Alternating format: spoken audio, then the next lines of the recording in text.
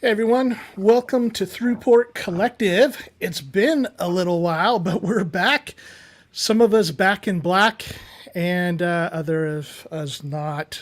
I messed that one up. Hey, this is this is the show where we talk about making music. We're gear nerds like everybody else, but we're really trying to focus on how do we make better music and make more music. And so we're a little more abstract in our show. We like to talk about the why we do things and the how and the strategies and all of that. And we'll be diving into a little bit of that today as we talk about DAWS. But we need a little bit of catch-up time because it's been a few weeks, so we've been off. And I think so anyways, you guys, how are you doing, and what have you been doing for the last couple of weeks? Oh, doing good here. Yeah, just let's see. Well, there was a gig in Germany, immediately followed by an all-day session that went till about 9 p.m. or so, which was also one of the reasons we actually didn't have a show the other day, last week. And then more session work this week, and then just working on some personal projects, trying to get some things sorted out with my goals about creating some music. I mean, that's kind of been my past couple of weeks. Mm. How you been, Marshall? I have been pretty good, except I had some surgery done to my face, some dental work, so I was out pretty sore for a little bit, and been recovering, which is good. But I have been working in my live setup here in the other room. See, I got the Prophet 08 set up in there currently, and some other stuff. Very nice. Yeah, I'm really starting to do some really advanced stuff with that Blue ARP DM. So I'm working on that full. I think we talked about it on one of the shows. I'm trying to do like a full live set with like real-time patch switching and like really advanced like MIDI stuff. So that's kind of what I've been working on while I've been on the mend. What about you, Chris? Yeah, well, so we had to cancel the first show on account of me because that afternoon, I was basically going through life just fine, and all of a sudden, basically just tanked in energy and everything else. Started feeling a little bit, maybe just slightly dizzy or something, but like my energy went to nothing. It takes a bit to miss a show for me, but when I don't feel like even just sitting in a chair and talking, like I was out of it. So asked my wife to take me to urgent care, and they did went through all their stuff and did blood work, and basically came back and said, yeah, everything looks normal. We don't know why. And so I had about a week and a half solid where I was just like basically at zero.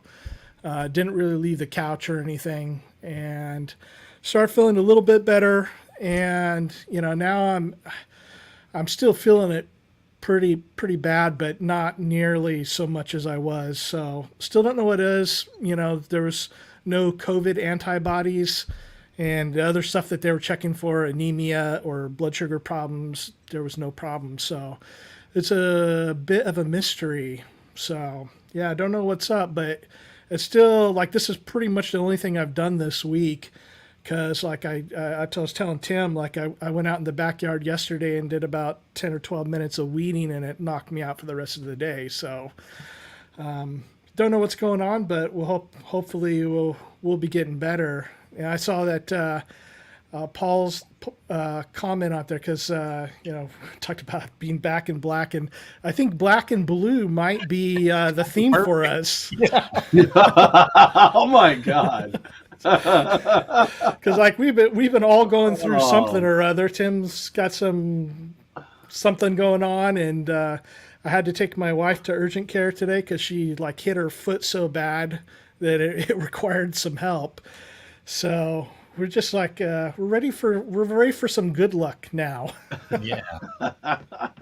Just got in the weeds for a little bit, didn't we? Yeah, whatever my thing is just like a little like respiratory infection. So I'm like, I got this extra like thing going on, but whatever. It's cool. Happy to be here and doing the show, and glad, Chris, that you're like at least heading in the right direction, whatever that mystery is. Yeah. I'm just, happy to be talking to you guys and, talking with everybody. So I'm feeling good for the now. I got a little bit hopped up on some caffeine, so I'd make it through it. Yeah. Yeah, I wanted to ask you guys. So I think, Tim, you had just mentioned you'd ordered a OBX8, and Marshall, are you getting one of those as well? Yeah, I ordered one a while back, but it was still kind of later in the pre-order process. So I think hopefully I'll get one before September, but I don't know for sure. Mm. I'm glad you pulled the trigger on that, man. Oh That's my cool. God. Yeah, it was. I was staring at it, and then it's just the trembling finger thing, and it was like, I'm doing it. Do I really want to do it? Oh, yeah, that's kind of an investment. When the Moog 1 came out, I thought, I'm never ever going to own one of those. That's just so much money for 1 cent, Even the 8 voice, it was just like, I'll never ever do that. That's got to be relegated to, extremely successful film composers and, rock stars and people of that nature. And then I'm now all of a sudden, it's like, I know people that have them, both of you guys. So there you go. I was wrong about that. I thought, what in the hell are they thinking? Like, an $8,000 synth. Like, who's gonna spring for that? And then here I am. The OBX8 isn't that expensive, but it's knocking on that door. It's by far the most expensive synth I will have ever owned or purchased. So I did with trembling finger. I did order it, but I did, my guy, actually I got a discount off of the street price of $49.99. I actually got a little shaved off of that. So nice. Perfect. I know. Sometimes all you have to do is ask and you shall receive, you're dead right. And I thought, no way, like those are in demand, they're back ordered, they're not going to discount that thing, no way. And sure enough, it came back with this lower price, and I was like, well, wow, man. Okay. That makes it a little easier, right? Yeah, it did. It helped justify the whole thing somehow. Not really. I don't think. I just wait till you get it, then you'll be like, yeah. Oh, I know. I'm just trying to decide now how that's going to morph my setup over here. I'm excited to see what you end up coming up with. I was going to have to. It's not small, I tell you that. No, it's like, it's going to be the biggest synth over there. Yep. Oh, man. It'll be worth it. They sound phenomenal. I really enjoyed playing it at NAMM. The Oberheim sound for me, it's just, I don't know, man. It's just like, it just talks to me. I just love the SEM, the filtering, and I don't know, it's just like, it's my jam. So I am super excited. Yeah. Well, I've had a setback in that area.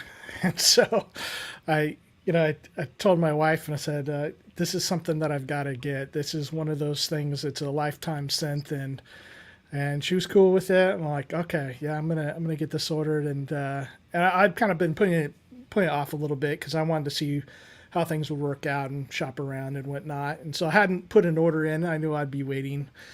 And then something popped up magically, as one might say, and I had to buy it.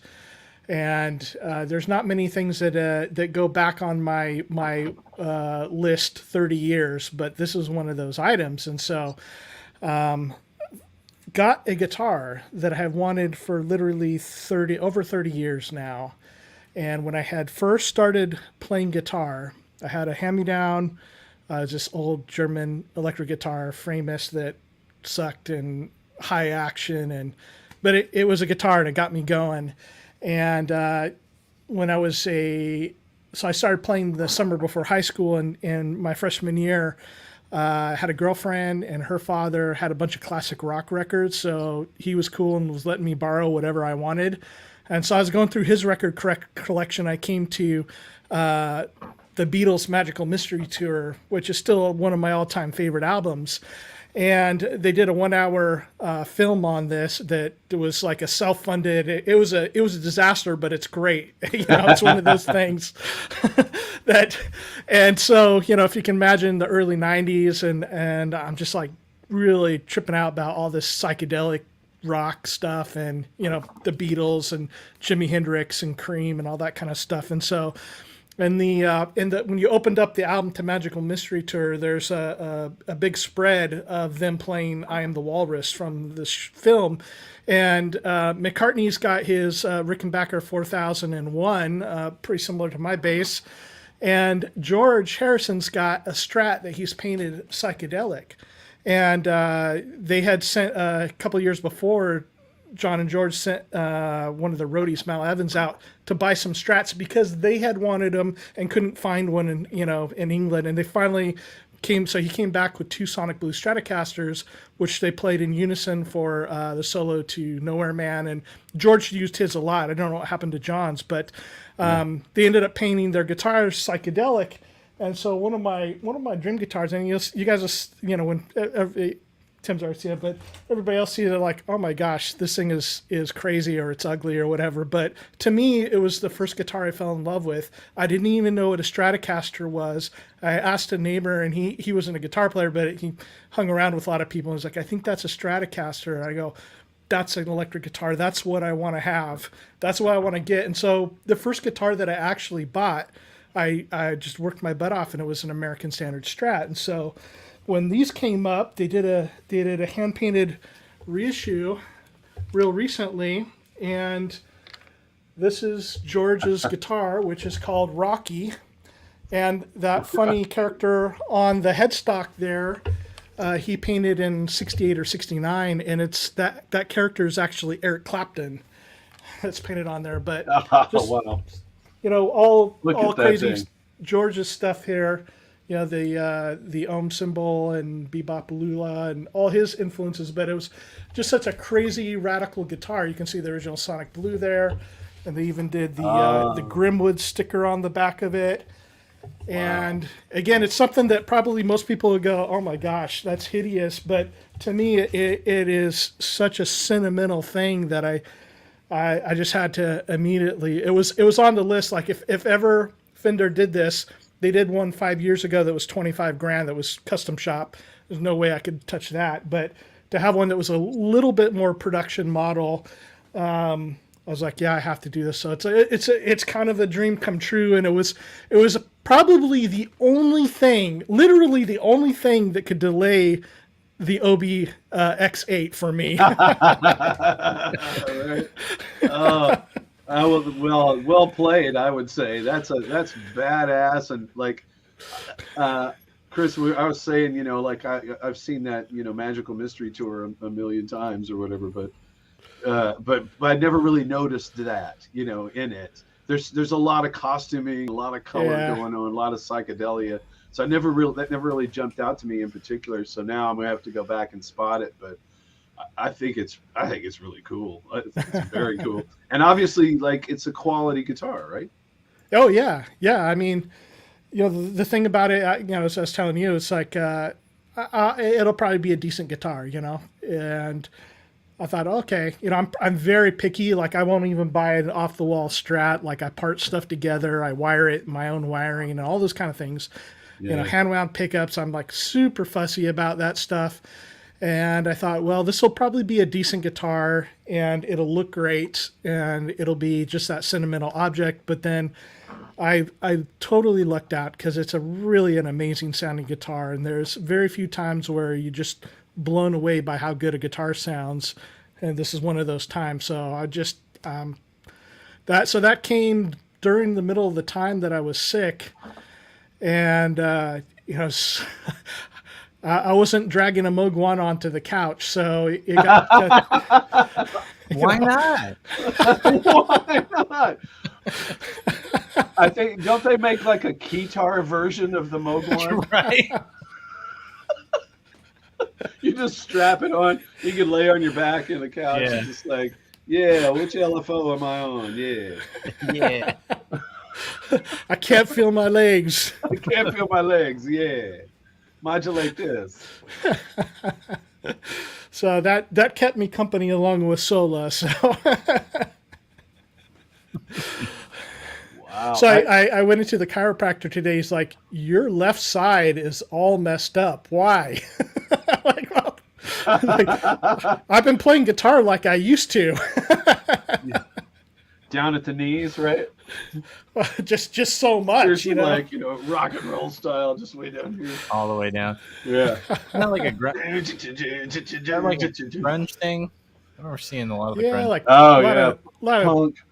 punk rock. Yeah, Even punk. like some of the classic rockers like Jimmy Page really did that low strung thing, but Yeah. like not as much the metal guys because you can't really play that well with the guitar Right, that low. right. Yeah, And that's then the true. jazz guys are all way up here. Yeah. Because it's like real dexterous and close. No, dude, can you play do you have it plugged into an amp? I mean, can we just like... I just have it's my crappy little rolling cube down here. So nothing but nice. You kind of teased this, though. We all need to hear a little bit. I hear it. Because I don't think it's real.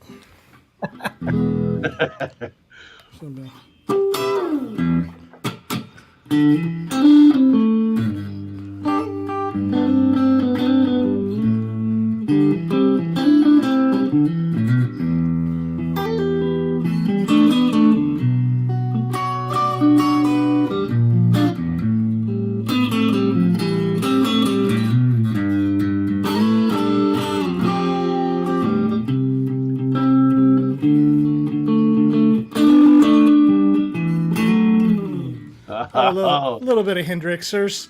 Yeah, buddy. I'm trying to think of like whole songs. Like, I mean, George used it a lot for very particular guitar parts, but they did that like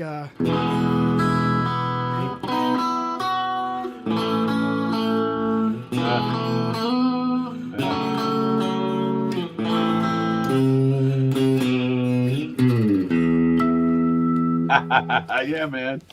Nice. That's killer. It sounds. I guess it is a real guitar. Confirmed. Confirmed. It sounds sweet. that's kind of one of the things I like about guitars that and basses is that they're because they're they're wood, they have a very particular character. They tend to sound even more different than say two synthesizers sound from each other. That there really kind of comes this lore of those certain guitars that people have played. In fact, Paul's mentioning like Stevie Ray Vaughan and say like Jimi Hendrix Monterey or Woodstock Strats. They're just like these really iconic things that I haven't seen as much in the synth world. Like you associate a model with a player. So like, oh, well, Van Gelis CS80. I mean, you say it right away, but we don't think of a particular one that's, the certain one so often. Yeah, not as often. You're right. That's true. That's true. There's just a handful that I can make an association with, but right. Well, do you think like that's why that they took to like putting wood siding on electronics is to like give it some sort of organic feel, like all the Moog stuff where they do. Well, I mean, a lot of sense, A lot of them do. Yeah, I remember when the first synth I bought was a Korg Ms2000, and it has those little teeny little thin little wood panels on the side. And I remember thinking like, well, they put wood on these. And then when you go back and you realize like, oh, like the original, like the mini Moog, it's all wood. Yeah, Yeah. all wood. Yeah. But I guess I'm theorizing that somehow made it more legit in a way, like made it more like a real instrument because it had wood, because like everything else, stringed instruments and drums and like piano, it's all it's all like from wood, and it's like here's this like completely alien life form instrument. Can we just like bring it down to earth by putting some wood? I just wonder like if that was part of the motivation. I don't know, but it's probably just easier to make things out of the wood instead of fabricating everything out of metal in the beginning anyway, I would imagine. But yeah. who knows? Yeah. Who knows? Well, I think like Brian says here, like the Keith Emerson Modular, to me that would be one of those like very particular, like that actual one his setup with the organ, and he's got the stuff on top of it, and like that very particular setup would be one of those, to me, like very iconic, that one instrument. Or Tonto would be another one, I guess. Yeah. Like where, again, it's just an iconic piece. Yeah. Yeah. Oh, yeah, absolutely. I would think of Stevie Wonder when I think of that, but that's, because that's just because Malcolm Cecil, right? He's one of the dudes that invented that. Yeah, I think so. Yep, definitely. And so they, they produced his first, or those really big solo records of Stevie were produced by him and Robert. It's escaping me right now, but it's those two guys, Robert Margulies and Malcolm Cecil. Yeah, they're the ones that invented Tonto, and so that has an association. I'll tell you what, for the mini Moog for me would be Jan Hammer. Yeah. Although with the mini Moog, like there could be so many, obviously, but like for me, I just think of, I don't know. That's my association, probably personally. Man, he was one of the first players that I really spent some time listening to. Like, I guess maybe these days people would think more about the '80s and Miami Vice type stuff, but to me it was through Jeff Beck. Yeah. And so the stuff and seeing how they influenced each other, how Jan Hammer influenced Jeff Beck on guitar, and Jeff influenced him, and Jan Hammer. I'm not saying that he owes his guitar type styling to Jeff Beck, but Jan Hammer did have a very kind of lead guitarist type of vibe with the Mini Vogue. Totally. Yeah, his use of the pitch wheel is just like, that's it. And it's more than just the typical two steps. Like he's got it like moved up an octave or something, so he can really get big jumps. And man, he knew how to bend the string, right? There was a lick he had that was kind of like you'd hit a note and then you'd bend another note into that same one, and it was really a kind of a quick thing. But I just remember Jeff Beck picking that up and doing the same kind of thing, and you'd hear him do it on the guitar, and I'm like, oh, that's the Jan Hammer lick. Yeah, that's crazy. Yeah, because that reminds me of like Tom Petty and Mike Campbell, right? And where where you hit the one note and then you pull the other one up to it. That it's such a classic rock, move, guitar move. So like the that kind of stuff. That's Chuck Berry right there, isn't it? Yeah. Ultimately. Dude. Well, that's cool. Congratulations on that, and I'm sorry for your luck about the OBX8. Yeah, it'll be coming later. Yeah, you'll get it. I've got a buddy that's getting one before I'll get one, so I'll have the chance to play it some more. But I'll be very envious that you guys will have it in your studio. I think it's definitely one to get. If you're a synth person at all, let's save up some money or I guess Behringer's supposedly coming out with a clone. We'll see how if like they teased it on Anderton's and it was kind of bad, but then that Synth King guy did a pretty good demo. So yeah, we'll just have to see when that comes out how it sounds. But yeah, so hopefully there's a lower cost option available for folks as well. That's pretty good. Absolutely. And there are some pretty good plug-in emulations. Doesn't GeForce have a good one? Yeah, they have the Sim and also OBE, which is an 8-voice. Okay. And those are great. I like for more of the OBX sound, what's it, OPX2 Pro or something like that.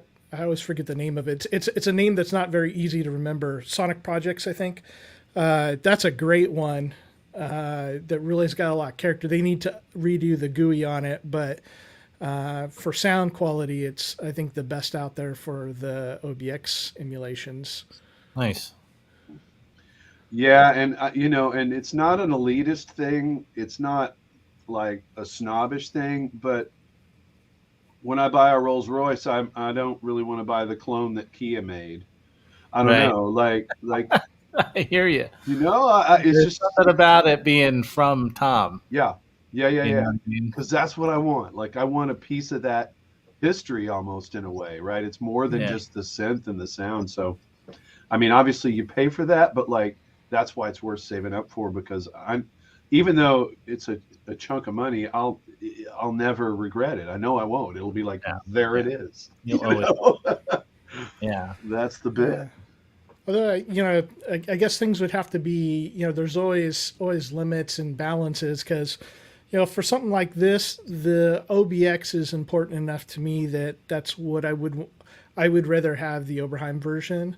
But there are times, I mean, like I've got a Behringer Cat and a Behringer Model D, and I got the Model D for like $200, Yeah. No. and you can't touch Wow. them mini Moogs for what, like $7,000 or something now. Yeah, at least. And so the thing is At least.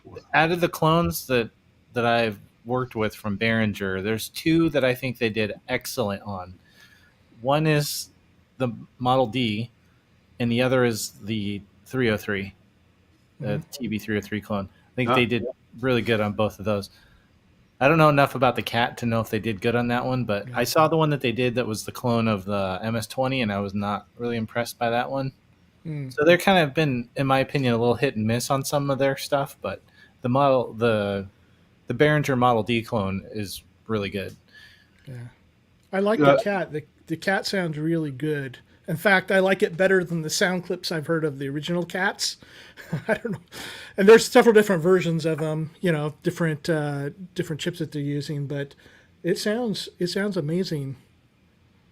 I think you're right though. Some of them, the feature set on them is a little bit puzzling, like where they're slavish to the originals and they copy the really bad parts of them. I would love to have. They just do like really bizarre stuff, like what was the Poly D, and then what was the Mono Poly? Yeah, clone, and I don't remember what it's called, but yeah, just kind of weird. Like, I don't know. I don't like those. I thought that Korg one sounded pretty good. I haven't the Mono Poly or whatever. Yeah, the Mono Poly one seemed like it sounded pretty good. Admittedly, like again, some of their choices are a little bit odd. So that crappy Juno chorus on the Poly D seemed kind of a weird choice. Like, what is that? You could do something better, or like a delay or reverb would be more interesting. Or what was the one they did? The clone of the Odyssey that had stereo effects, even though it's a mono synth. Oh wow! Who made that? Behringer did a clone of the Odyssey, didn't they? They did, but I didn't know it had stereo effects. No, it has mono effects. No, it had stereo effects, and it was a mono output. Yeah. That's what I mean. Yeah, sorry. So you're not going to get the stereo of the effects that they put on there. What is that? Weird. What is that except for like phase cancellation hell and a really bad decision? Yeah, because Jamie Geosynths had one. I don't know if he still has it, but he did some demos on it, and I remember him saying, he's like, they put stereo effects on here, and it's a mono output. It's mono out. What is going on? Like, I even put the effects on, and some of those synths, I'm kind of like, just leave the effects off. Like with the Oberheim, like there's no effects on that, and that's perfect. Right. I mean, like the purist side of me does love the way that they've done it. It's pretty cool, but then there's that part of me that says, oh man, just a little bit of CV connectivity would be like super cool, right? Yeah. But so they have USB. There you go. Yeah. And MIDI. Yep. So I guess that's it. And I'm happy about that. But like, it'd be cool to be able to access a little bit of those parameters via CV. That's just me with loving the Eurorack trip with semi-modular. So you can do that with MIDI to CV though, right? Yeah. I mean, if you really want to get that rabbit hole, yeah, that's true. There are ways. Yeah. That just doesn't feel the same though as plugging in those little mini cables. I wonder if it's got any amount of added latency doing that too, because you're basically having to convert the digital signal to voltage, and then back, right? Yeah. I don't know. Being that it's voltage, I don't know. I mean. Yeah, maybe it's not a big deal. I don't know. I don't have good question. any experience on that. Yeah. Hmm. Anyway, that was my one thought about it. Well, one of my pet peeves is, like when they don't fix an obvious problem, but also when, there's standards that are introduced and they don't, because a 40 or 50-year-old synthesizer didn't have that standard, they choose to go back. And one of the big ones for me is like, everything should be volts per octave, even if the original didn't, because that's the standard now. And so when Korg comes out with, hertz per octave synthesizers now, like the MS-20, or Behringer does the same thing on their MS-20 clones, like that's a really great, fun, cool sounding synthesizer, both of them. But, now it's going to be a pain in the ass to try to work into my rig where, just like your rig, Tim, like just to be able to have all these things that work together so easily without conversions and, all that nonsense. Yeah, but I almost feel like that they would get flack from people if they didn't do it just like the original. I know, but they'd be like, I can tell it sounds different because they didn't use hertz. But that's such a stupid thing, I think. And if you think about it, you're right, though. Like the people that are all upset about that are not the people that are going to be buying the reissue. They're going to be getting the originals or complaining about it. And, the people that actually use the synthesizers, like that's not going to be a big deal to them. Like, well, that's not an issue that affects sound. So, why not have it be able to use an MS-20 with my matriarch, Yeah. Right. I hear you. Yeah. That's just one of those missteps. I think it's a fine line, because also, like Marshall, like what you're saying, you don't want to include some of the stuff that was sucky about the original either, because every design is going to have certain limitations. So you don't want to include the parts of those that sucked. And it's like, no, we're doing that and staying true, It's like when Roland did. So Roland kind of did a good thing when they did the era version of the TB303, the TD or TB3. It was the one with like the touch screen on it, and they made it to where it was like super easy to program, and then which is cool, but it was ugly. But then they came out with the original in the boutique form, and they did great, but they still have the terrible programming interface. And I like what Behringer did, whereas you can still program it the terrible way if you really want to kill yourself, or you can use their software and you can program in sequences that way, which is a lot easier. So at least you got the option to do it the hard way if you want, but that's kind of a missed opportunity on Roland's part. They could have done something similar to make it, because that thing is not easy to program if you don't know what you're doing. Yeah. Well, and that's great having all the extra capability, like having MIDI over USB and things like that, because you can get an iPad app that will program your 303. A track that I did with my little Behringer 303, I was like, I looked at it and I was like, no way, I hate sequencers, and this is like one of the worst sequencers ever. So I'm not going to mess with it. So I hooked it up. The DX7 is sequencers, man. Yeah, I hooked it up to the TB303 Roland Cloud app, programmed it in the Roland Cloud app, and just sent the MIDI out to the hardware unit. That's smart. Yeah, that is a way. I can think about it. That is a way to get around that. Oh, wow. It's not that the Roland Cloud one didn't sound good. It did sound good. It would have been just fine. But it's like, maybe I can make this work because I really wanted this, little piece of hardware. But it just sucks that you had to go in and use the app, the plugin, $20 plugin to get your, $300 or $400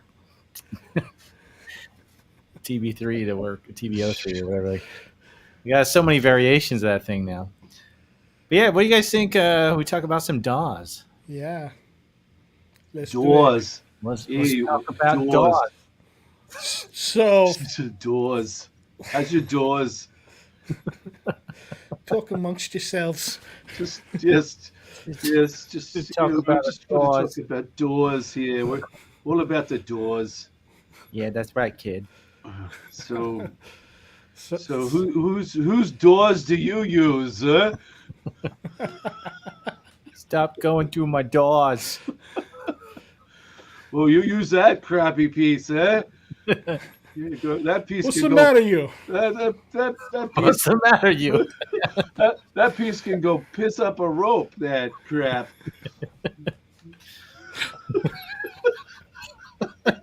That does. Okay, I don't know where all that's coming from. Anyway, DAW, Digital Audio Workstation. Pretty amazing piece of software that we have access to these days. And, it's funny because back when they started integrating with MIDI, you kind of had the early, I wouldn't really call them DAWs, they call them sequencers, but, where you were able to use like an Atari ST and like an early version of Cubase and sequence through MIDI. Super awesome. And then one day somebody got the idea of saying, hey, now we got computers that are powerful enough that we can process audio. And you had the birth of the DAW, right, on the computer. Yeah. But there were hardware DAWs, kind of, if you consider some of the groove boxes that could do sampling and sequencing. And I just thought of another one because we were trying to think of some of the early ones. And would the Fairlight fall under that? Because it had sequencers and all that kind of stuff, right? Yeah. Yeah. That's a good point. Well, so then, yeah. I mean, think about some of these albums that a lot of the work was sequenced and done on a Fairlight, or they did complete tracks. That would probably be a pretty early example. Maybe in that case, a Synclavier would be another kind of hardware version of a DAW. Same thing, just New England Digital's version of the Fairlight, right? Well, the Fairlight was samples. It actually took in, you could take in audio and sample it. The Fairlight was an FM, or not the Fairlight, the Synclavier is an FM synth. I don't think it had any sampling capabilities as far as I know. No, it had sampling. Yeah, it did. It had two different. I think because I was talking with Cy about this, and I think he was saying that Does he have one? It has two different engines in it. Okay, I didn't know that. I thought it was just a really expensive FM synth. Those were like $200,000 when they came out. Something like that. Yeah, no, it definitely did all kinds of sampling. Yeah. Okay. That was, and sequencing. So, yeah, it's so I guess it would be up there with the early hardware DAW. That's interesting. Yeah, that whole thing, especially in the early in the 90s. What did we find out? What the very first official DAW would have been? Was it something from DigiDesign? No, it was Stream. What did I say, Chris? Stream something. I don't remember the title. Yeah, I lost my page on it. Sorry. It was like 1978, I think you said. Yeah, it was 1978. Holy cow! And I'm like, that's as far as I know. I didn't even think like pulse code modulation was even like digitizing audio was even a thing yet. Yeah.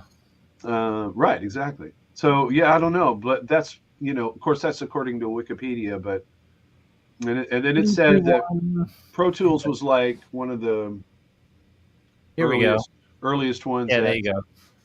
Synthetics got it right there. PDP-1 in 1963. 63, like, so really? Like, how did that work? It's a vector stream DAW, so they didn't even have like a monitor. That's crazy, yeah. Like looking at an oscilloscope. So Pro Tools, I guess, was established.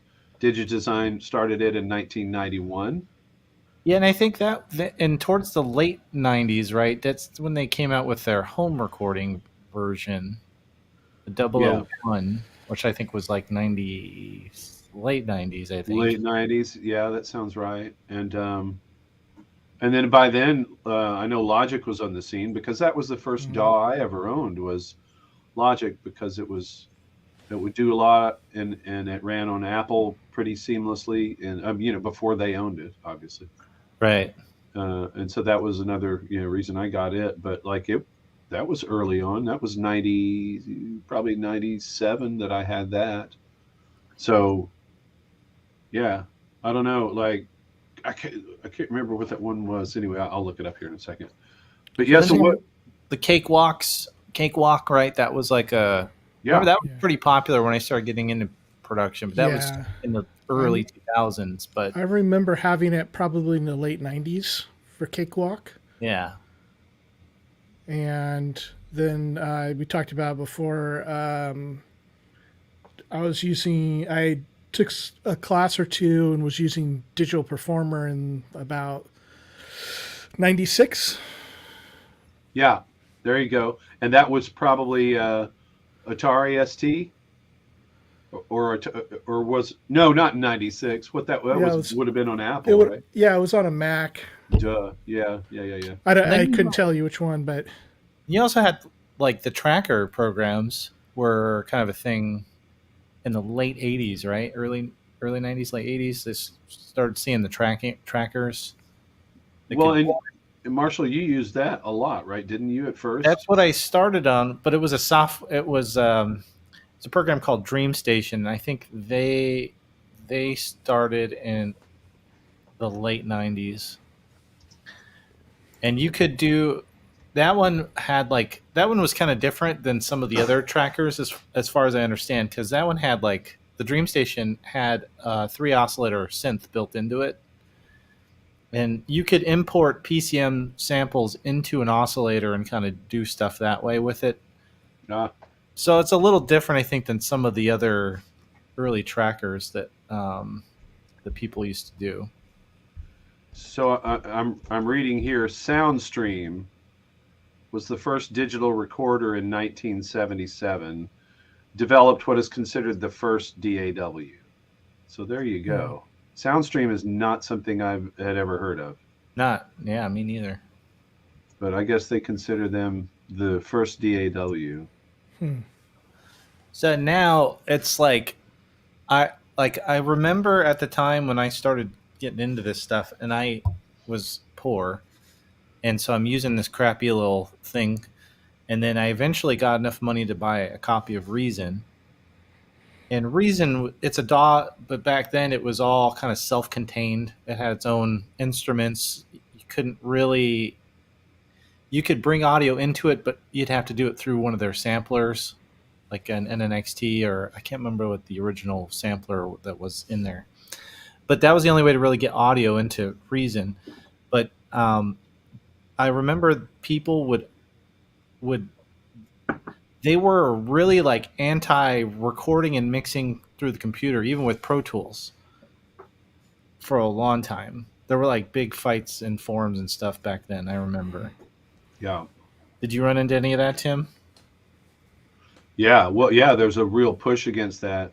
Yeah. I mean, it's funny because ironically, there's still kind of a push against DAWs, you know, in the synth world. Like, I don't think a lot of people respect if you're making music on a DAW. I think it's a second-class citizen in a way, isn't it? Like, it just doesn't have the same we're in the trenches kind of vibe that using only hardware does. But I definitely encountered that. And let's see, the studio that I built with a pal here in Nashville, a big commercial facility that we built, that was a dream come true. But we were using ADATs. I use an ADAT for. I use ADAT in here still.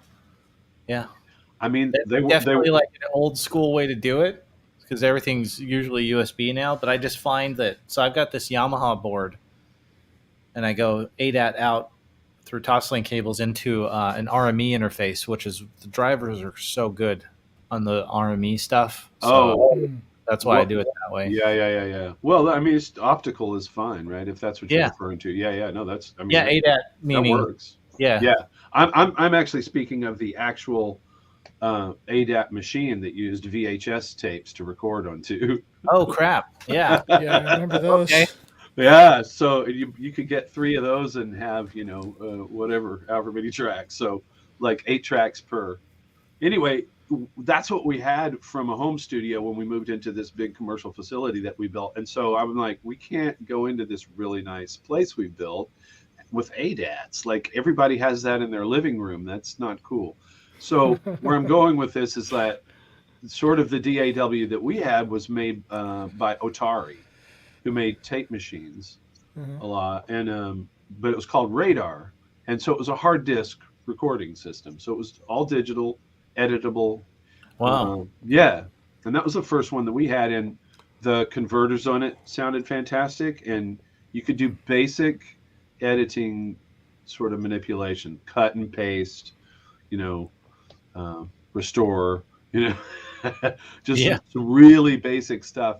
But it was it was hard disk recording, and so in a way it was like a DAW too, but not really legit. Like once they jumped into the computer, the home computer, then boom.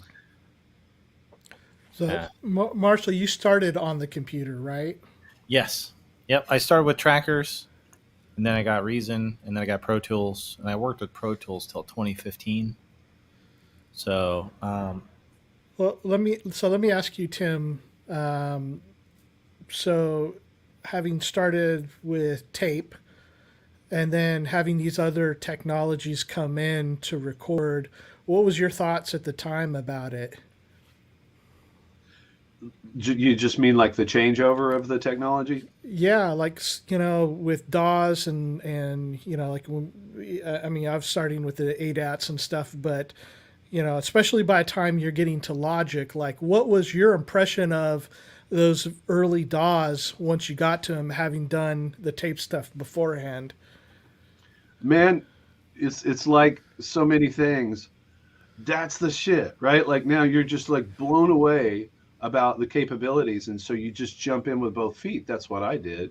I mean, it can do this, and like it still sounds cool, and it's like an exact replication of the sound using ones and O's or zeros, and so you're just what like so I embraced it heavily because it was, I mean, it's so exciting.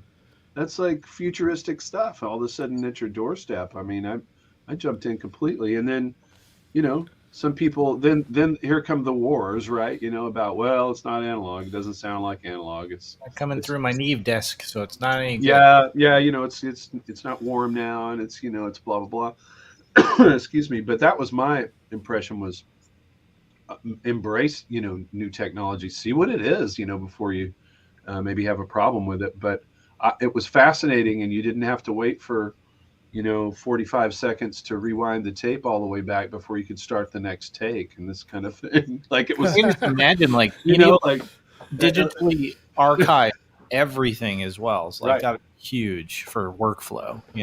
I mean, just unbelievable everything that it could do, and just the fact that if you accidentally got rid of something, if you hit record on a tape machine, it's gone. There's no undo button. So, like, of course, it was just fantastic. You can't Control Z on your tape recorder. So yeah, excuse me. So I mean, personally, I embraced it. I loved it, but I always knew there was a sonic difference, and so my dream setup, just to say briefly, would have been a DAW that was slaved probably at that time using SMPTE to like a 16-track 2-inch tape machine. So you get a little bit of both worlds, Yeah.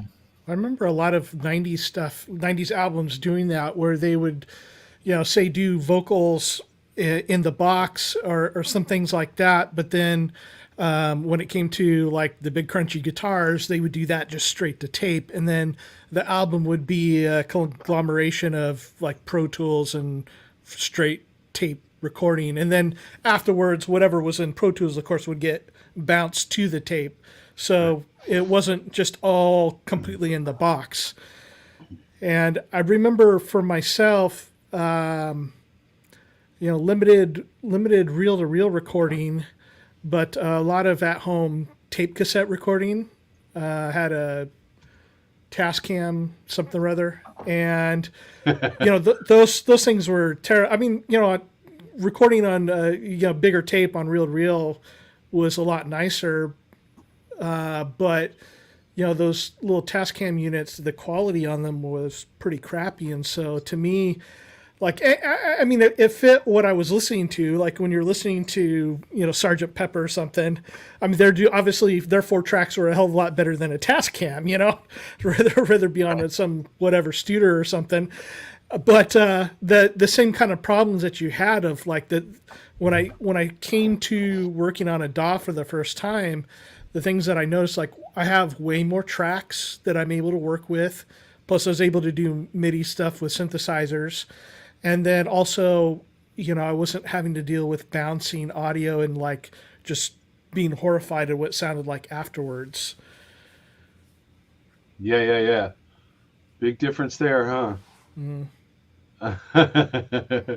It's weird, and now it's funny to me. I'm sure it's funny to a lot of people. Trying to recreate some of the crappiness, like embracing the crappiness of those old formats, and going, dude, let's have some noise on there. Let's put some noise in there, because weirdly enough, like it gives it some life. Otherwise it's just funny. But I remember hearing like it's probably in the late 2000s, 2010s era ish, and people were like, "Oh yeah, we got to get that tape hiss." They want a tape hiss back. Let's get it back. Let's get the crackle of the vinyl and the hiss of the tape. It makes it warm. That hiss. It's just like it's a psychoacoustic thing. Always try to get rid of the hiss. Well, and the crazier one to me is like, so now, I mean, was it the last 2 years we're nuts on lo-fi tape emulations, which are giving you all that lo-fi tape stuff, darkens the sound, compresses, noise. But then the crazy one was all the digital, the DAC type, lo-fi stuff, like you're dropping your sample rates and, your bit depth and all that kind of stuff. And you're getting a lot of grunge that way, or these, some of these ones have like MP3 filters where you're getting the jitter and all that kind of stuff. Yeah. It's like, ooh, that sounds bad. I didn't like that era. Yeah, I didn't like that either. And that's one of the things that drives me crazy is that, we spend all this time, we got this expensive ass gear, spend all this time like getting the perfect mix and making it sound amazing at like high resolution. We compress it down to 128 kbps, throw it out on the internet. It's like, it's like, what? No kidding. It almost drives me as much insane as it is like when people do synth demos and they like record with their cell phone and no direct audio. It's like, what are you doing?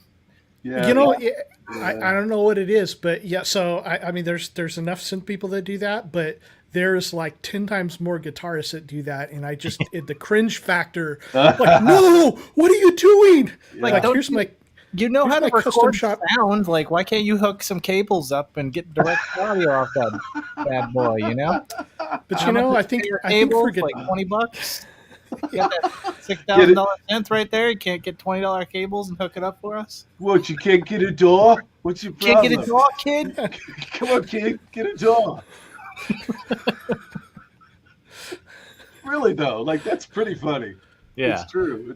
Nah, well, I think with synthesis, they're a little more used to hooking it up to something like sequencers or something that you have a little bit of outboard gear. But I think, at least up until now, like the majority of guitar players, like I go into my room and my amp's in the corner and I plug in my pedal board and I jam out for a little while, and that's it until I go to band practice and play with my band. And that's that's a lot of times it. It's not been till last 5 years that all of a sudden you see a lot of guitarists with studio looking rooms just like synth players have, where they've got their DAW set up and they're doing direct to computer recording and things like that. That all of a sudden has become a lot more popular. But I mean, most of it's like we used to joke about, 15 years ago, all the bad YouTube videos. It's like, okay, it's the guy in bare feet, like turning his pedals off and on, like you're just staring down at his feet. Or what's worse is they'd set the camera up, and we'd call them the crotch rockers, because like you just see their crotch in the guitar, and like that's the whole video. Like no, please no. Well, then they had in terms of DAWs, hardware DAWs, they had. You guys remember this bad boy right here? Oh wow, what is that? That's the Korg Oasis. Oasis, yeah. Oh, right on. Okay. This was Korg's like $10,000 synth that I can't remember when this thing came out, but I remember seeing it at Guitar Center when they actually had stuff that you could actually go and play with at their showroom. Right? Right. And I remember thinking, like, man, if I just had that, I could do everything. Oh my God, that looks like a nightmare, though. Well, isn't that what Jordan Rudess uses? I can't remember. Like for his live stuff. I don't know. I mean, By the way, yeah. what am I going to do with this? Oh, new strings. Just throw it away. Are they even still in business? Didn't they go bankrupt? I can't remember. The center with guitars in it. That's what I always called it. Well, so DAWS wise, Yes. you guys want to describe what you use and why? You know, you want to kind of go down that route for a second? Sure. Yeah, go for it, Marshall. So the thing, when I started doing this stuff, remember I had no money, so I had this $50 tracker. When I got enough money, I finally got a copy of Reason 2.5, I think. But before that, I was trying to figure out like what can I get that will allow me to arrange, compose a complete track with like decent quality sound. Mm-hmm. And I didn't have any external synths or anything yet. So I remember looking at Acid. There was some people talking about Acid in the chat, and then Fruity Loops. And I remember looking at these things going, this isn't what I want. Like, I want to be able to compose the whole thing. And they didn't really work that way, at least as far as I remember. So I ended up getting Reason, and that was beautiful. I could do all this stuff. I can, and it actually taught me synthesis. The Maelstrom synthesizer in Reason is what taught me how to do basic active synthesis just by messing around and seeing what everything did. So, but eventually it's like you get that Reason sound, and you get kind of tired of the Reason sound. And so I ended up getting some actual synths, and at that point, that's when I got Pro Tools. And I think I only got Pro Tools because that's all I had ever heard about. That's all anybody ever talked about. I never heard about Cakewalk or some of these other DAWs that were out. And so I ended up getting Pro Tools with a 003 rack, I think is what I had. And I used that thing forever, man. And Pro Tools was good. It was like a love-hate thing, though, because it would crash all the freaking time. I remember because it would stream audio from the hard drive, and it would like do buffer overruns and like all kinds of weird stuff. And I remember just having a love-hate relationship with it. And the thing that made me finally stop using Pro Tools was there's just so many great VSTs out there that don't work in Pro Tools. They're not in the same format. It was the Rtask format. I can't remember what it is now. AAX. Yeah. AAX, they did like a switch where they changed their protocol or whatever for the plugins. They just didn't have some of these really cool VSTs that I was hearing all these people using, and I'm like, I want to use that, but I got freaking Pro Tools and it doesn't work on here. Right. So I ended up getting Ableton mainly because of that. So I switched over to Ableton in 2015. I still have an old copy of Pro Tools 10 and 11. I've got one of the dual licenses still for that, but that's where I'm at now. Ableton. So Ableton Live is such a crazy great program and can think it so non-linearly, right? That's what I kind of liked about it, because in Ableton, you can work in arrangement view, which is very similar to Pro Tools or some of the other DAWs, or you can work in track view, and you can build tracks like I used to build them in my tracker, and I still like that workflow. So that part also appealed to me, even after not using a tracker for years. Just going to Ableton and using that kind of workflow, it's just real natural for me. And like, how friendly is it to you for recording audio and not just using like VSTs? No, I would much rather use Pro Tools to record and edit audio. So what I end up doing in Ableton is I'll arrange everything in MIDI through MIDI, and then I'll do I'll record everything or render the audio from the instruments and do my mixing. But if I need to like get a vocal sample, or if I need to do any kind of like audio editing, Pro Tools is like the best for that. It's way easier, at least for me. I mean, you can do it in Ableton, but I don't think it's as intuitive. Yeah, I'm asking because I'm not super familiar with Ableton. I actually have a version of it. I think I have Ableton 10, but I've yet to dig into it, which is just my own bad. I kind of so far I'm kind of living in with what I know. But I got it so I could expand horizons and go, oh man, and some of the plugins and whatnot, like they got the hippest plugins and whatnot, right? I mean, it looks and it's really amazing, really good workflow. And I don't know, I really took to it like a fish in water, right? After working with Pro Tools for like a decade, and I just prefer it for my arrangements. Like I said, I don't really like editing audio in it, though. It's kind of a pain versus something like Pro Tools, but that's just my opinion. So there are ways you can do it. It's just not as easy, I don't think. Yeah, it's not really built for that, is it? Right. I mean, it accommodates it. Right, it's there. You can do it. So what version are you using of Live? Version 11. Okay, yeah. So that's the latest one, right? Yeah, and I think I started in 8 or 9. I can't remember what they had back then. So I've been with it for a few years, and what I like about them it's pretty much one of the reasons why I stopped updating Pro Tools is when they went to subscription stuff.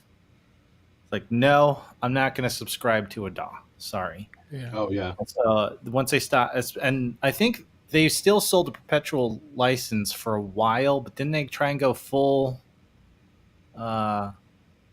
subscription at some point. I can't remember. Yeah, I think they still offer both options now again, but yeah. Yeah, because I think they tried that and it didn't really go so well, and I think they brought back the regular license.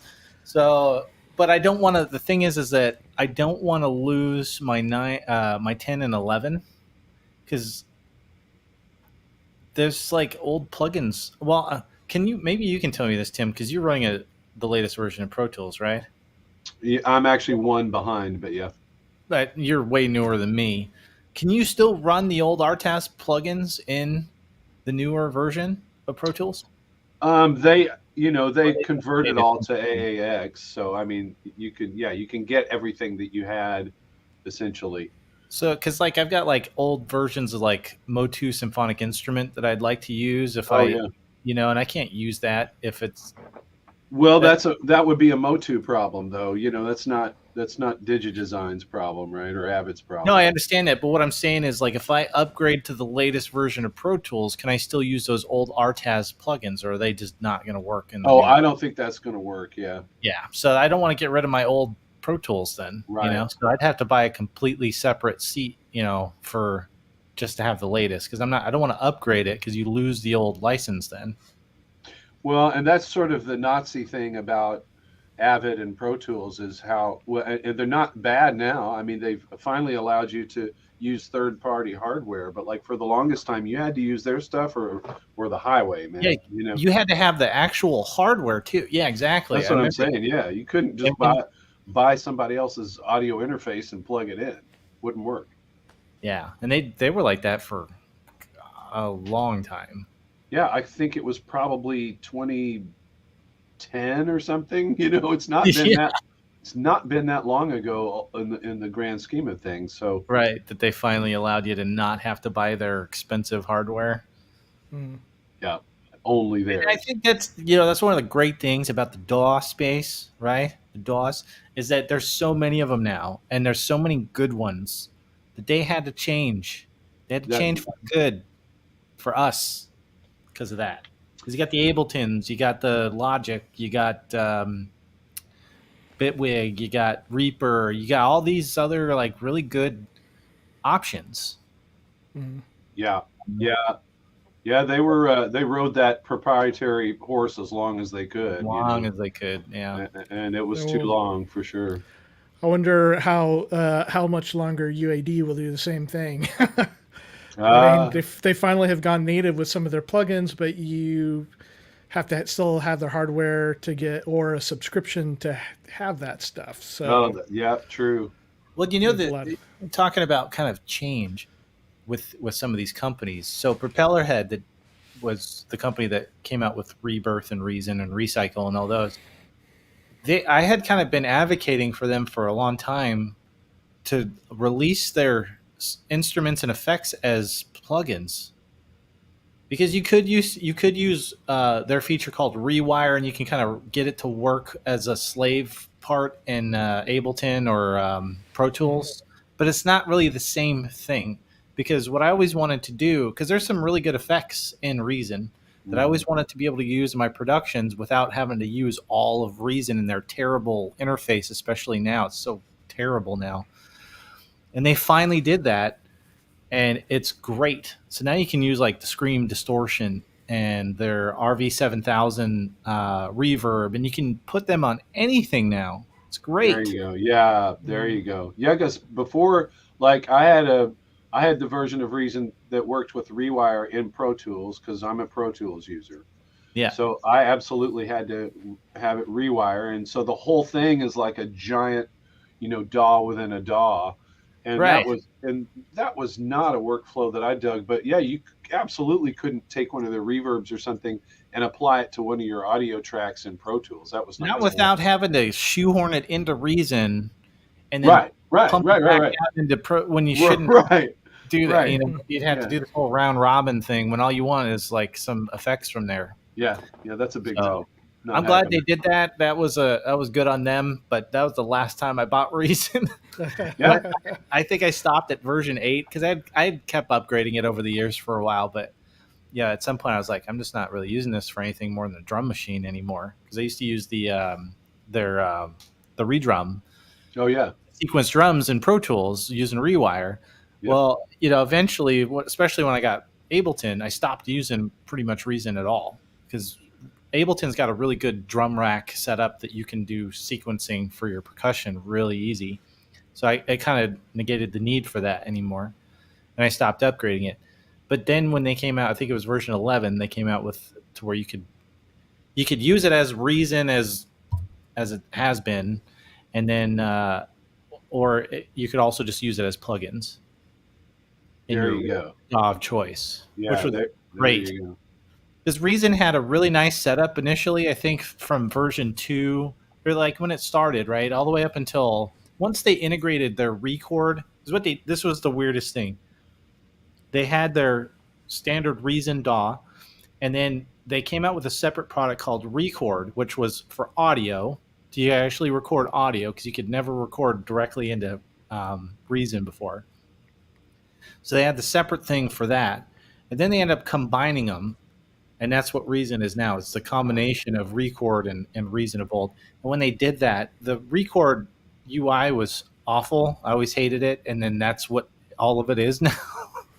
So, yeah. But the cool thing is, my tracks from 2002, 2003, whenever I started using that, still work in Reason. I can still pull those up in the latest, at least the latest version I have, and they'll still work. That's amazing. Pretty incredible. That is actually pretty incredible. Wow. Well, the other thing about I'd like to just throw in there, Marshall, or everybody, about Ableton is like how great of a live performance tool that is. Mm-hmm. So like a lot of in a lot of bigger live bands and whatnot, you can, because of the fact that you can take regions right in live and just loop them until you tell it to move on. So for bands that are using tracks, I know this is in some people's minds sort of a debatable thing, but a lot of bands use tracks for just, even if it's just background vocals or some pads or whatever. Yeah, in the live performance. Yeah, in a live performance. So the cool thing about Ableton is that, like, you can set stuff up to trigger those regions like from a pad. As the drummer, it's almost always the drummer that's running tracks. Yes. So you have you have your setup, and then you have your redundant setup for when the for when your main setup doesn't work. Yes, because that's a huge panic and awful moment. Yes. But they're all running Ableton, because you can, like, the entertainers at maybe the front person or whatever is like talking for a minute, and you're just playing a vamp or something, right? And they're talking about it, and then you count it off and launch into the tune. So you can do all that from Ableton just by having things set up on pads, and then you can launch the clip, right, just at the moment. But it can sit there and loop and loop and loop and loop until you tell it to move on. So that's cool about Ableton. And you can even do some really advanced stuff. I think there's a way to get it to where it'll run through stuff for you. I haven't tried that yet. I should try that, actually.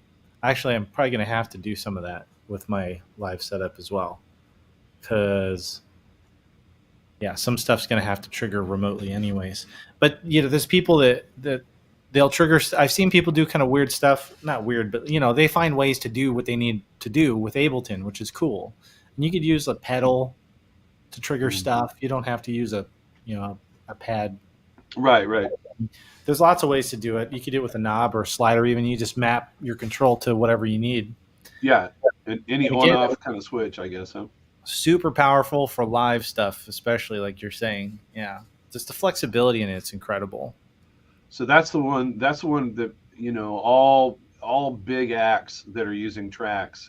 That's Ableton every damn time. So that's cool about Ableton too. And again, like, I'm attracted to it. I just don't know it very well. But I knew that was your DAW of choice. That's my DAW choice these days. I kind of do want to get another, like, I do want to get an updated version of Pro Tools just to stay current with that, since you can get a perpetual license again. But I'm going to have to buy a whole new copy, and that's expensive. So, and I'd rather have an OpenX8. So would you consider going to another DAW at that point, like Cubase or Studio One or something? No, I'd probably just stick with Pro Tools, I guess. I mean, I don't know. Like, there are some other, like, Cubase kind of interested me, but I was always like, well, I've already got this. I've already got Pro Tools, or now I got Ableton. And I got Ableton for the VST functionality, but also because I kind of had in my brain, like, I want to use, there's, especially when they came out with the push controller, I was like, that's cool. And I've always wanted to be able to do live electronic music, and being able to launch clips with that push thing is really cool for that. So they don't have that with Cubase. No, I don't think anything has it that cool. I think Ableton does. I think they added that functionality into, well, Bitwig does it, I think. And then didn't they add it into Logic? Can't you do clip launching in Logic now? I think so. Yeah. It's like a year or 2 years ago. Yeah. Yeah, pretty new. Yeah. Pretty new. I have no idea how to use it. When I accidentally hit the button, get out of here. I will say, what have I done? The only time in my adult life that I can remember thinking, maybe I kind of should get a Mac. I've never thought that, except for the one time when I realized that you guys can do aggregate devices and combine MIDI interfaces and audio interfaces and stuff very easily in Mac. And that's a function of the operating system, though, right? That's not like it's not a Logic thing. It's like built into the Mac OS, right? Yes. Right. Brilliant. Yes. I really wish Windows would do. That's the only time in my life I'm like, that's pretty cool, and I kind of want a Mac because of that. I just can't make myself do it, but Yeah, that is a pretty handy thing. Well, I don't know how we're doing on time. Oh, we're cool. Well, should we move to Cryss? You want to describe your what you do? Yeah, I said, the earliest I remember using was Digital Performer, and was set up on a Mac, and some Roland D series synthesizer that I don't remember which one it was, and I don't think it was a D50. I think it was maybe like a I don't know, D20 or something like that. Yeah. Yeah, something. I think it was one of them with the disk drive on the left-hand side. And this was like in the mid '90s, and I thought that was great. I mean, that kind of blew my mind about what you could do with it. And up until that point, everything that I created was with a drum machine, a bass guitar, and an electric guitar, and whatever little keyboard I had lying around. So to be able to set up tracks and do orchestral stuff, so I did like more of like a rock meets cinematic, piece for end of a movie kind of thing, and I had a blast doing stuff like that. I thought, this is great. This should be what the future should be like. And of course, in that era, then I wasn't didn't have a lot of money, and what money I did have either went into a classic car or guitar equipment. And so I think probably the next thing that I had, I remember using, my best friend had Rebirth. And so I'm not sure what the year was, later 90s.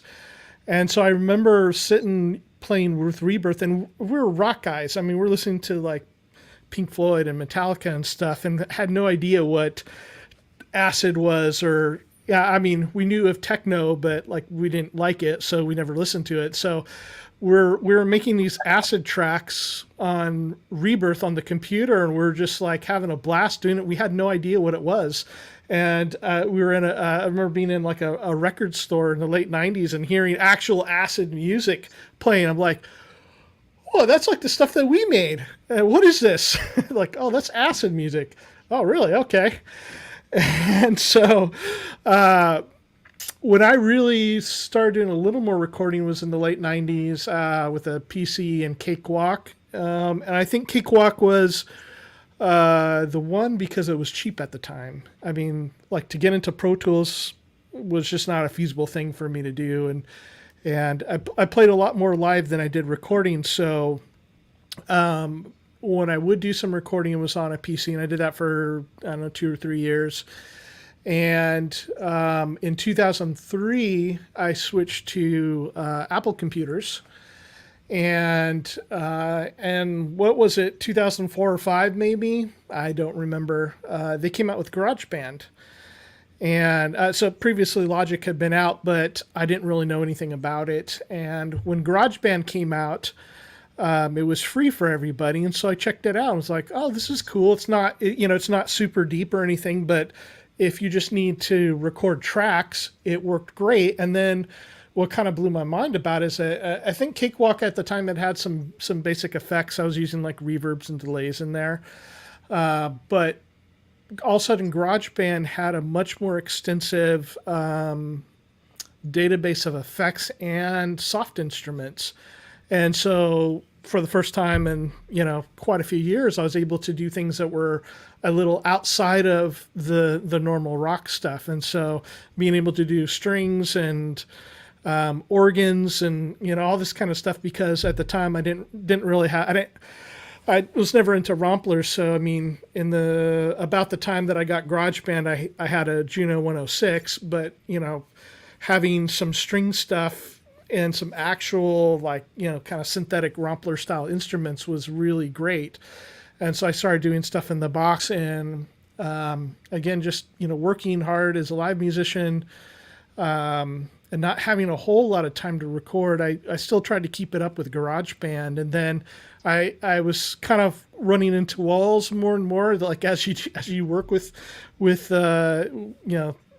things, more entry level software. And it worked really well, and it was great. There's nothing wrong with GarageBand, but it's limited in what it can do because it was basically created to be a super stripped down version of Logic.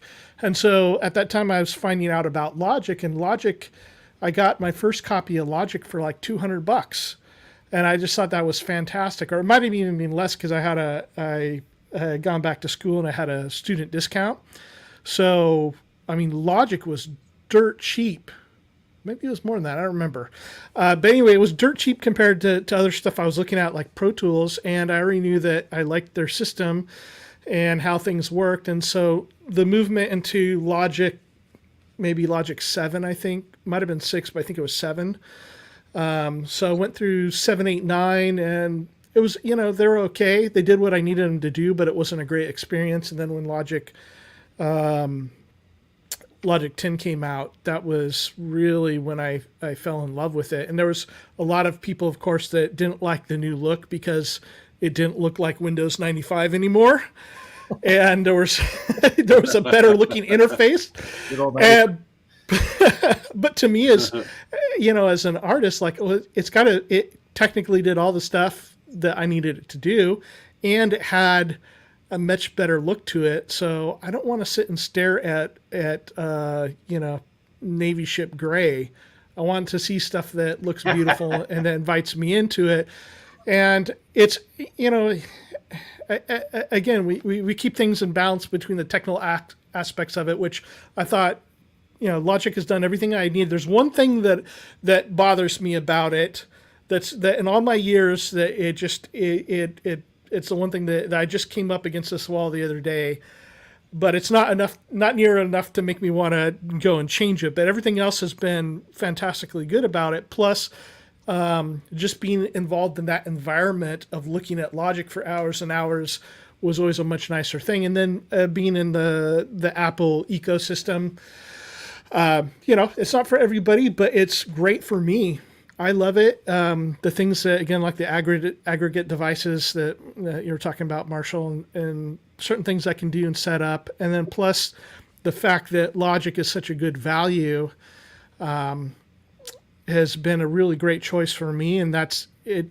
I don't really think about going to any other DAWs. I mean, I see a lot of electronic guys using Ableton, and it looks interesting. I know there's a lot of great things you can do with it because I've seen the people do with it and modulators and all that. I guess maybe in Bitwig as well, but I know less about that.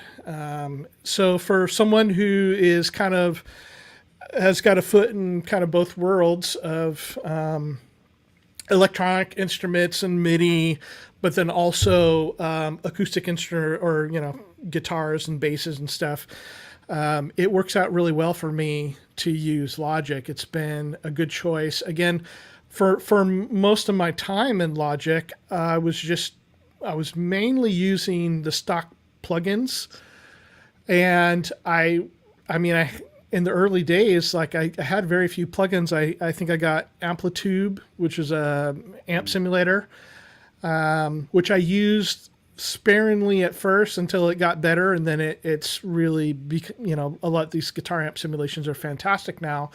And then some of the Ik Multimedia stuff, what blew me away, and this would have been true whatever DAW I was using, but just to be able to use a DAW and have an instrument that I didn't pay a ton of money for in a physical form, but it could be on my computer when I wanted to use it. And I had got one of the first plugins I had gotten was Sampletron by Ik Multimedia, which was a Mellotron emulation, and I about died. I was like, this is fantastic. I finally have a Mellotron, and I haven't paid 50 or 100 grand for it.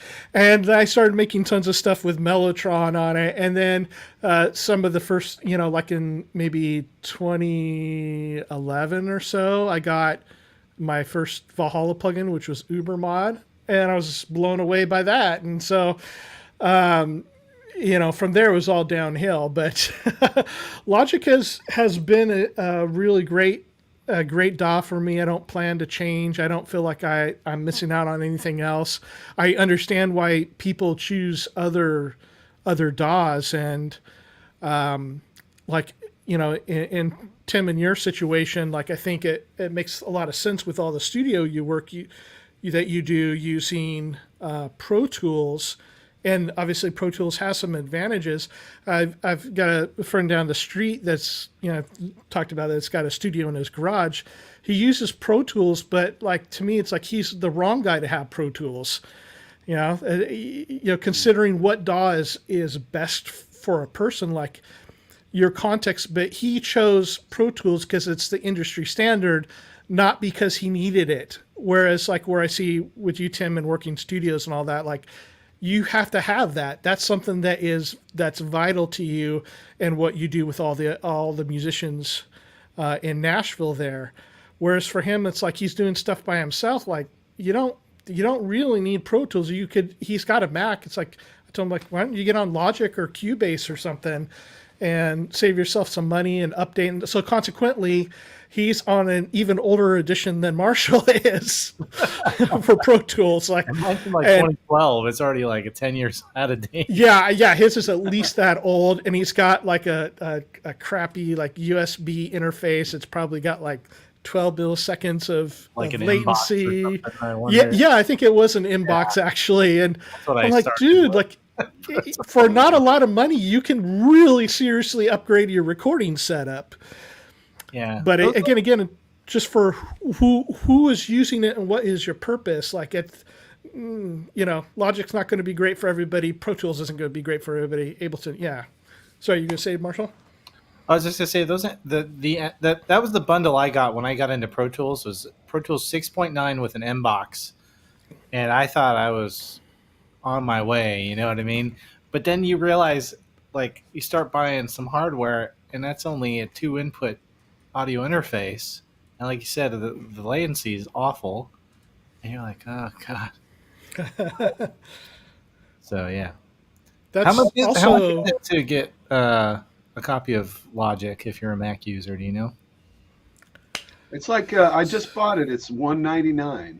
Yeah, so I think Great. So. Correcting my memory, I think originally it was $600, but $600 was still way less than anything else at the time. And then I got it cheaper because of a student discount. But yeah, $200 these days. And the other thing that I just thought of, one of the other advantages that I have, is having Thunderbolt. And I don't know Windows tech if that's a thing on Windows also, but I've got I think you can get. I think that's a good question. I always thought USB 3 was kind of like the Thunderbolt equivalent for PC, but you might be able to do. Yeah, I think I'm treading waters. Thunderbolt I know is extraordinarily fast, and I think it's. Well, anyways, so having a Focusrite Thunderbolt interface, which for tracking guitars and bass and things like that, really made a huge difference from me, because for recording I can drop the buffer way down, and I tell you, like on guitar you really feel the latency on it. I mean, if you're recording into an amp, you're monitoring the audio from the amp, right? But if you're recording direct with amp sims, that makes a huge difference to be able to get that latency down as low as possible. As low as possible. Yeah. That's always a problem. Like, yeah, especially, I mean, now we've got computers that are super powerful. We've got great audio interfaces that produce low, you got low latency, like the RME stuff is, I think, the best. So it's not as big of a deal, but I remember struggling with that a lot when I got into Pro Tools too. Just the latency, trying to play stuff in. It's like, yeah. Mm-hmm. You kind of just have to almost just accept it, right? And just learn to work with it and ignore you kind of get used to the latency and playing delayed, but that's awful. And, coming at the world of recording as a drummer, first and foremost, that is like, because you're trying to play to some programmed part, and that people want you to be spot on with it. You don't want flamming or anything. And that's like death right there. If there's latency, I mean, nope, that ain't happening. Like, it's got to be spot on.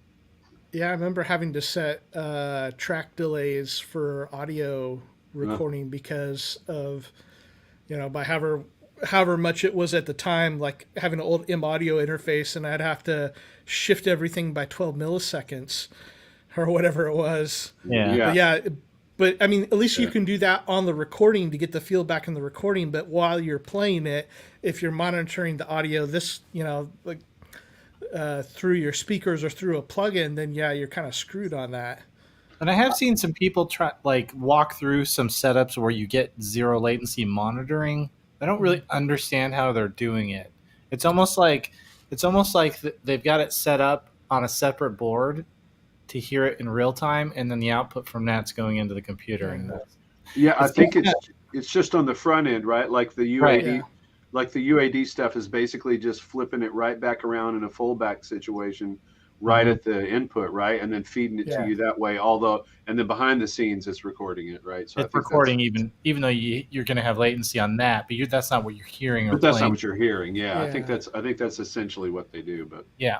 So, it used to be like if I recorded guitar direct, so like, the M-Audio one or Focusrite stuff, it does exactly what Tim said, but that would be only the direct guitar sound. So if you can imagine, you're chugging some heavy metal riff, and on the recording it sounds immense, but you're hearing just the plinky of the guitar with no effects, just straight into the system. It's hard to kind of get into the mood of a song when that's what you're hearing.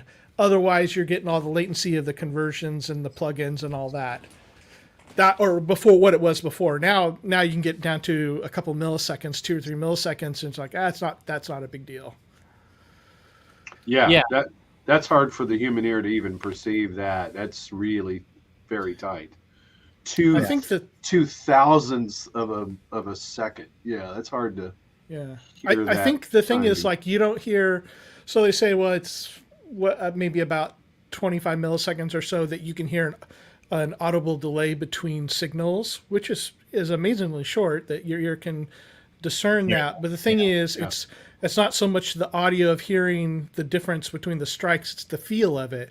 Right. And that's the one thing Right. that I think have been probably drummers and guitarists deal with the most, is like the response of it, because like, if you're playing like a really tight solid state amp that has a different feel than a vintage tube amp that's just compressing and sagging and moving and playing in a part, like, you kind of play. It's hard to say this because, like, when you play a synthesizer, even something with like aftertouch and velocity and all that, you still don't have the same kind of feel that you do when you're striking a drum or playing a guitar and hearing an amplifier react. The power hit, max out on the rails of the amplifier, and it sags, and that kind of feeling. And when there's that slight delay, 7 milliseconds drives me nuts, and that's not that much. And so that's like why I try to get a lot of that recording done. We'll bypass stuff or drop the buffer to do those audio tracks. Right. Yeah. Thank God we have computers that can do that now. Yes. Right. Well, and also Not being able to do that. and like with Pro Tools, if you're running, now at least, if you're running some plugins and some VSTs and whatnot, you can render those things out. So that's cool. It takes a second. You do have to wait for it for a second to do that. But now, the latency's gone. It's not sitting there having to crunch the numbers to run those plugins real time.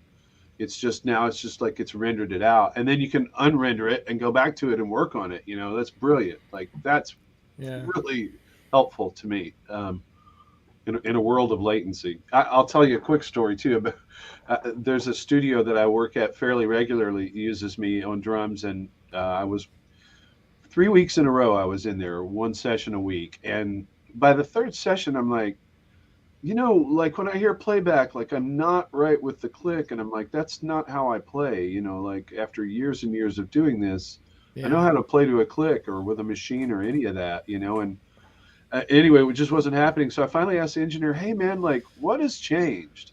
Because for the past 3 sessions in the past 3 weeks, I hear my playback and I'm like way on top of the click, way in front of it.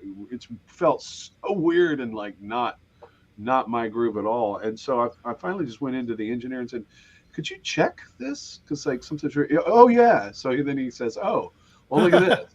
I've had this plugin, activated, and it's been causing a delay the whole time, So you're right. It's like you've been playing to a different scene. It's been recording you slightly ahead of where the click was. Wow. Yeah. So it's like, that's how sensitive it is. And I didn't say anything, like, for 3 sessions. I didn't even say anything because I thought maybe it's me one day. You question yourself first, right? Yeah. And then the second time it was like, wait a minute. And the third time it was like, no, what's happening, bro?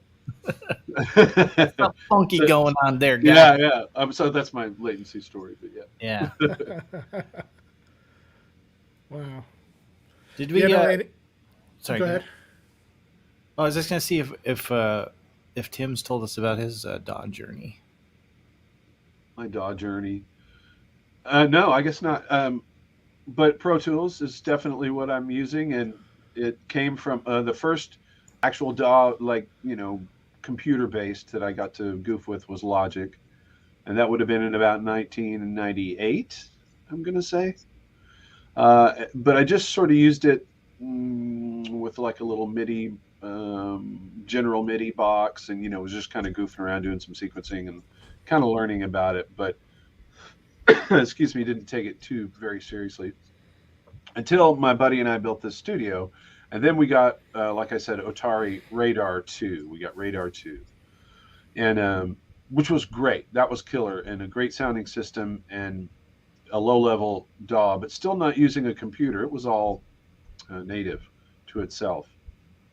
And then after we used that for about maybe, I guess, 2 years, and then a friend of mine, I mean, he's a great buddy now still, was going through engineering school at that time at MTSU here outside of Nashville. And he needed to finish his degree interning in a studio. So I signed his paperwork for his instructor, and he came on board. And he's the one that actually hipped me to like using DAW in a computer. So that was my trajectory, because I mean I did come from tape, like in the 70s, basically. So yeah, he turned me on to Pro Tools. That's been the industry standard for just live instrument recording for a long time, and it's definitely the standard here in Nashville. I think it pretty much is everywhere for live instrument recording. Mm-hmm. But so we got that, and it was like, oh, but it has some MIDI implementation too. This is fun. So I did kind of start goofing with that. It had a few little plugins and VSTs. Excuse me, I'm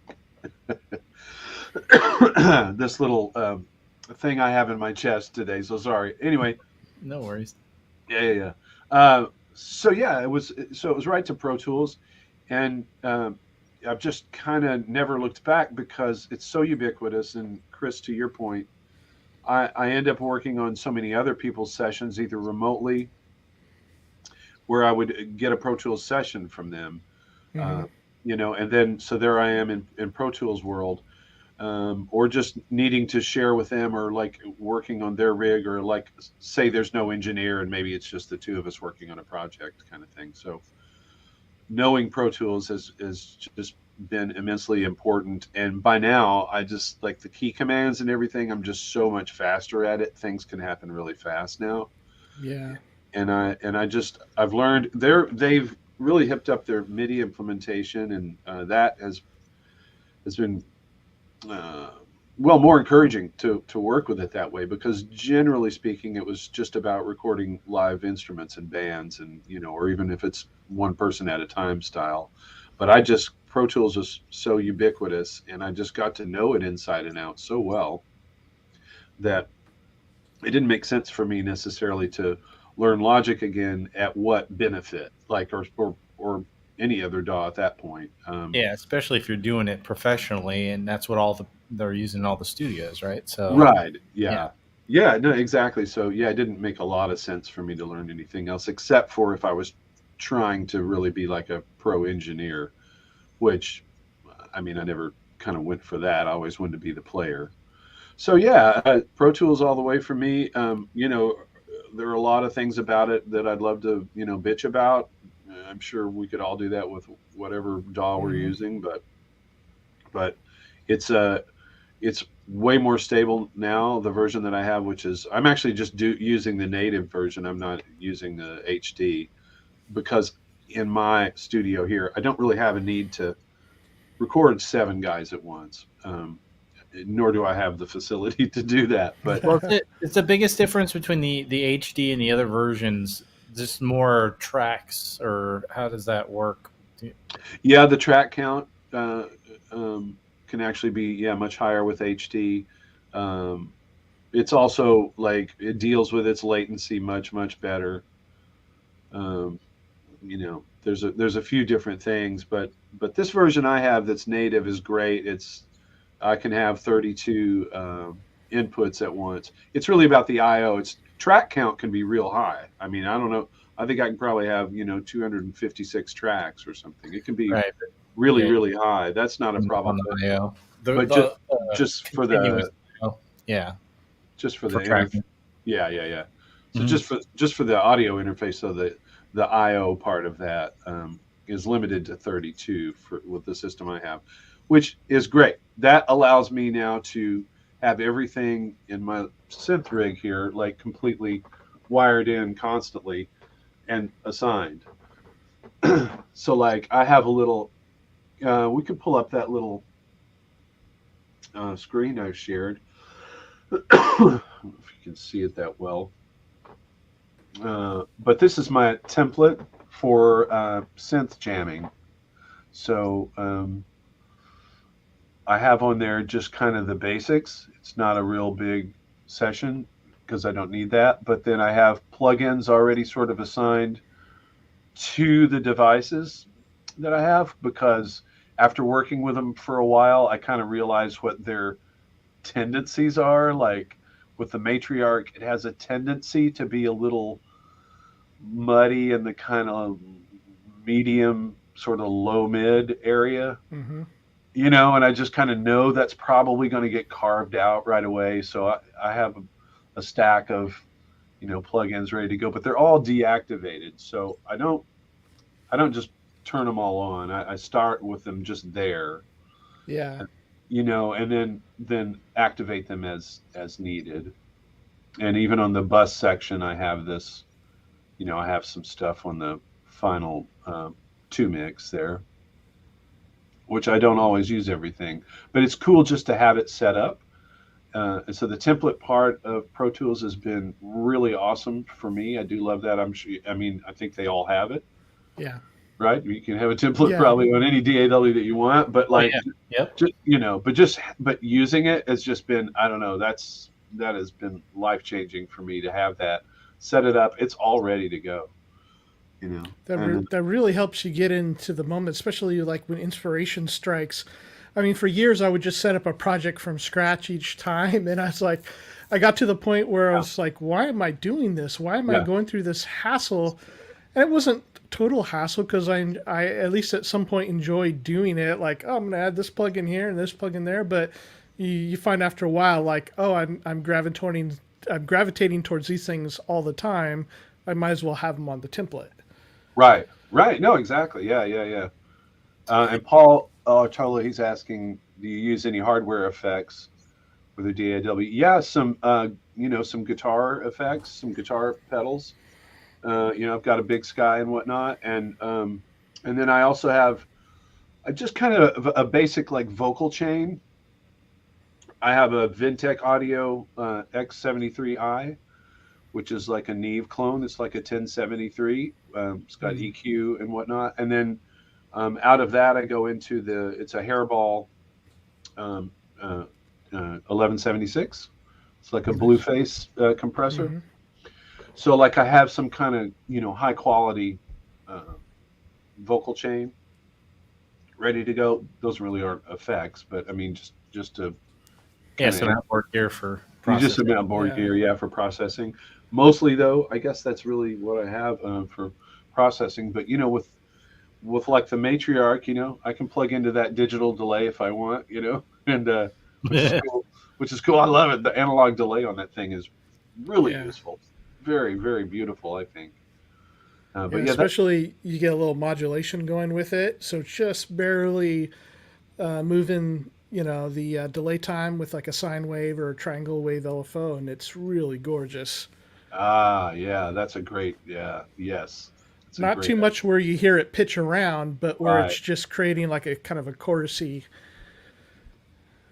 Yeah, it just thickens it up a little bit, right? Yeah, because it's a chorusy kind of thing. Yeah. And that's interesting because, when I first started buying hardware synths, I remember I got a Nordlead 2X. Didn't have any effects on it. And I ended up buying like a TC Electronics effects processor. It had like reverbs and delays and stuff in it, and then like a DBX compressor. And I remember like, because the thing was is you could get effects plugins, but I didn't know that, or if I did, I probably didn't have money to get those.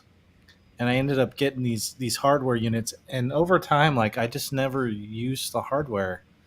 Like eventually, I kind of just got all in the box with the effects. So I actually don't use any external effects processors anymore. I'm kind of between you guys. So I have a lot of nice effects available, a lot of Strymon stuff and things that would sound good if I piped it back out. But I don't like the hassle of it. So, it's like all plugins for most things. Where I do like some external stuff is just some things in my guitar chain that are like kind of classic coloration type things that I want to just be able to have before it hits anything else if I'm going direct. And I think the thing that I would like, because I have a really nice hardware 1176, but in pedal form, Origin Effects Cali 76. Oh, not familiar. Sounds amazing. It's great. But that's the one piece that I would like to add to my little rack here, is do what you did, Tim, and have a hardware rack mountable 1176 in there, because it's one of the most useful things of going in. I can, even if it's, maybe just a little bit to control levels and even things out for guitar, bass, especially for bass, it's really helpful. Yeah. But it just, depending on how you set it, it can be so useful. And then I've got 1176s in the box that I use a lot too, but I might do that after or later in the chain. But it's so nice to have one up front. That's, to me, I don't have any other sort of 500 series stuff. I would love to have a Neve, or actually I would like to have some SSL type preamps, but I don't need them. Whereas 1176 would be the thing that I'd really, it's on the list. There's so many things on the list that, Oberheim has to get taken care of first. Yeah. Well, and the thing about using that on the front end is that you're gentle with it. You're just kind of like just catching some peaks here and there. It's nothing, it's nothing crazy that you go back and go, oh, great. Now what am I going to do with this overly compressed track? It's just that little gentleness on the front end, which then when you add your plug-in to it, it just like makes the whole thing level out so nice, but not sound all, stomped on. I got a question for you here from Magic Box Studios. Tim, where in the pipeline do you use the Neve clone? Final 2-track or on the input? Oh, I haven't used it on the 2-track, and it's just a mono situation anyway. So it's usually just what's going in. Yeah, just any mono input that I have that's going in. So vocal or, like a mono guitar scene or bass, or sometimes I'll put a mono synth through it if I want to overdrive the front end, which is pretty great sounding on this Vintech. So yeah, you can really hit the pre real hard, and it definitely colors it in a great way. It's built to do that. So yeah, it's mostly just on the inputs, mostly on the front end, man. I don't usually run it back through. If I had a couple of them, I might consider that. But I do have this. It's a TAC X2000R tape deck. I don't know if I can. Let me see how ugly this is going to be for me to do this. But I do run back through this beast sometimes. There it is. So this guy, it's not a pro deck, but it is a That's cool, man. I like it. Yeah. Dude, this thing, like, and if you get your tape hiss on. I can totally do it. And it's not a plug-in. You can hear that. I know, it's the real thing. No, but it's cool because you can, I can get tape saturation on the whole mix, right? So sometimes once I've done the mix, I'll run it back through here and then back to Pro Tools just to get a little tape vibe. That thing was given to me by a buddy because I did a project with him, and he kind of just, as sort of an extra thank you, he just gave it to me. He'd had it for years and never played it, so the heads on it are pristine, and it's from like 1980 something, 85 maybe or something. Wow. You know, it's like one of the last decks that TAC made. Yeah. Consumer deck like that, and it's just in great shape. It looks cool too on a shelf. It's badass, man. My Anyway, friend, that has the that I got the 2600 from, he says he's got two TIAC 3340s laying around somewhere. Like, dude, dig them out, man, dig them out. We could do some more trading. That's cool that you have that, man. I'm jealous. Yeah, it's killer. And Paul Artol is asking very speed, and I'm like, yes, most definitely, it has very speed on it. And so, so if you go from slow to fast, it plays back the reverse. So you know you could do like a cymbal swell into it, and then while you're recording it, do the very speed, and so it's it pitches down like that. You know. Oh, that's cool. Yeah. So it's just a fun thing to have. That's one of those things we kind of didn't really talk about, but that was like a real inflection point in the DAW as well, where you could manipulate pitch and tone and not have them affect the other. You know what I mean? You could do like the stretching and all this kind of stuff of audio. And so Ableton is like the king of that, right? I think they were one of the first ones to implement. If I could be wrong, so correct me if I'm wrong, but I think they were one of the first ones to do that. But I remember when they added it in Pro Tools, because they added that in Pro Tools 7. I remember thinking, "Wow, this is amazing. This is cool." You know? Yeah. Using it as an effect is great, right? I mean, and then obviously it can save your butt sometimes. Yes. You know, depending on the scene, it's like. Or if you've got like a sample or something that you want to use, let's say you were using like a drum loop or something, but it's at the wrong tempo. Like you could make it work now in like a different tempo within reason. Like like if you needed to speed it up or slow it down by more than, I don't know, 10 BPM. Yeah, it would get to sounding kind of funky, but. Yeah. If you're slowing it down, it's having to fill in a lot of gaps there. Yeah. So you can get away with like 4 or 5 or 6 BPM or something. Then after that, you start to hear all those artifacts. Yeah. Yeah. Cool. So yeah, that's it. Pro Tools for me. Like I say, I'm on. It's rather not HD. It's the native, and it's 2021 is the version I'm on, which is the first version that allowed for 32 tracks. And I got that so basically so I could have everything hardwired in here at home and just ready to go. Yeah, that's cool. Yeah. It's awesome. Pro Tools is a pretty great format. I mean, I don't know. Like I said, I'm sure we could all find things to drill holes in with every DAW, but that's been the one I've used. A lot of them have very similar features these days. So, I mean, you kind of can't go wrong, I don't think. Now it's a matter of preference and cost. Because some of them, like what's Reaper, $60. It's amazing. Compared to, I think I paid $1,000 for my Ableton suite, and then I upgrade it each time, which is another couple $100. It's not, the upgrades aren't too bad. But yeah, I mean, that initial investment's a lot. So I think that first version of Logic that I got was, I think it was $9.99. I think it was $1,000. Yeah. And now it's 200 and does like 200 times more things. It's crazy. Right. Yeah. I think some of the takeaways are the same takeaways as we would talk about any piece of gear.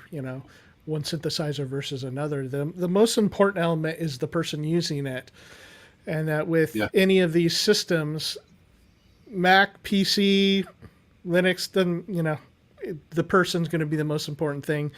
Logic, Pro Tools, Ableton, Reaper, whatever, it's always going to be the person. And so so some of it too is like both of you guys have said about Pro Tools, like you have muscle memory in there. Yeah. You know what to do. You just instinctively go to those places. And I think that's one of the biggest drawbacks about switching DAWs, mid-career or whatever, because It's like going from Windows to Mac OS. yeah, If you switch in and, DAWs, it's kind of like that. Like you don't know how to do anything. Right. Like yeah, the basic stuff, right? But like some of the more like intricate things that you're used to doing, like say in Pro Tools or whatever your DAW, and then you switch to something else like Cubase or whatever, and you're like, I don't really know how to do this, and you're gonna like, I'm gonna pull up a manual or watch a YouTube video. Yeah, I would say that switching operating systems is easier than switching DAWs. It might be, yeah, because they're getting a lot closer together. And even though DAWs do the same thing, it's like a buddy of mine has UAD Luna, and so I go over to his place to record them, and I know more recording stuff than he does, but he knows Luna more than I know because I don't use it. And so I'm like, well, how do you do this? In Logic, I can do this thing, you do this and this, and then we kind of hit like yeah, I'm sure it does it, but I don't know how to do it yet, or, that kind of thing. And so I think, again, what you're used to in that muscle memory, like you'll get done most things in most DAWs pretty easily. Yeah, and then, we're running out of time, but I mean, I would have loved to talk about songwriting in a DAW and how that affects your music. And we've talked a little bit about it before, but that would be something fun to visit on a future show. Yeah, that's a great idea. Stay tuned, folks. Make sure you subscribe, and we'll end up touching on that eventually. I guarantee it. Yep, absolutely. Well, you guys, any closing thoughts for either of you, or what do you got going on? Thanks for being here. I know there's some folks that stay up late and watch us, so I appreciate that. And I'm going to keep working on my stuff here with this whole live thing. I haven't done any YouTube stuff in a while. I kind of haven't been feeling it, but I need to get back and doing some of that too. So that's my plan. Yeah, man. Yeah, kind of same here. I definitely want to throw together a collection of some of these, some of my synth jams that I've put out. I want to put like 8 or 9 or 10 of them on a record, and just put that out into the world as a record. I've done one already in that regard, and I did kind of like the mellow ones, and now I kind of want to take some of the more aggressive ones and do a collection of them and put that out. But meantime, I'm working on a couple different tunes right now. One is kind of somewhere between a synth jam and a regular vocal tune. So I've got some lyrics and some vocal, but then it does a lot of instrumental stuff in between. So this is a fun little project and a fun little thing I'm trying to hit on and find, like it's not dedicated to a whole lot of lyrics and storytelling, but it's a vibe. So I'm working on a tune for that. And then I did a film short that was a horror short. It's like a 10-minute film. But I did the soundtrack on it. Well, that went pretty swimmingly, and Good. It made a bunch of film festivals and got some awards and accolades. Nice, pretty great for the size project it was. But anyway, the director has come back to me just this past week and asked me to do his next project. Would I be interested in scoring it? So I'm excited about that. I'm excited about that. That's if they don't call you on the second one. Yeah. Maybe I didn't do a very good job. No, that's awesome, man. Congratulations. That's really cool. Yeah. I'm excited about that. Yeah, it's a time suck. It's a lot. It takes a lot of time. But man, what a great challenge. Anyway, that's on my agenda. Awesome. Man, this is the longest I've sat up in over 2 weeks, and I gotta tell you guys, I've had a good time and I needed it, and I just to get my mind off of how I'm feeling, this has been wonderful, and really appreciate everybody in the chat too, because it's always a good time. And I was like just out of it already today, and then taking my wife into urgent care and coming back. The one thing that I wasn't worried about is that it's like, man, we're getting together to have some fun and talk and figure this stuff out, and to know that there'd be, a little time where my mind wouldn't be on anything else but, this stuff. So for me, like, again, I haven't been able to do anything. And work that I'm doing for a couple of different companies. They've been really cool. I've gotten a hold of them, and one I can mention is Pulsar Modular, and Ziad over there is just amazing because I've got a video to do for them that I would have had done already. And I said, I just can't get it done because I'm just not feeling good enough to sit here in front of the computer and work on it. And so emailing them is like, hey, don't worry about the video. Like, it gets done when it gets done. And but I am looking forward to that one because it's for the Piece 565 Siren filter, and it's a really cool plugin. So I've been having a lot of fun with it, and I want to do this video, but we'll see how it goes. So I'm just hoping that I continue to get a little better, and other than that, like, be looking forward to next Wednesday and getting together with you guys again. If anybody is on Facebook, you can find us there. We have both a page that I don't think I've updated in a few weeks, but we have a group that's the main spot. So if you want to talk about this stuff during the week and you want to put some topics in there, go for it. Like stuff that will kind of get the group talking about how, each of us work at this. And that's kind of the one of the founding ideas that we really had. Like, we come from different places musically. The three of us do, all of you guys do in the chat. That's, that we've been talking and we have these different ideas about things, and we can really learn from one another. And that's what Thru Port Collective is about. So please come check us out on the Facebook group. And other than that, I think we will say good night. Yep. Good Thanks, night. everybody. No, seriously, thank you everyone for being here. Yeah. Absolutely. Yep. We appreciate it. All right. We'll see you next week. All right.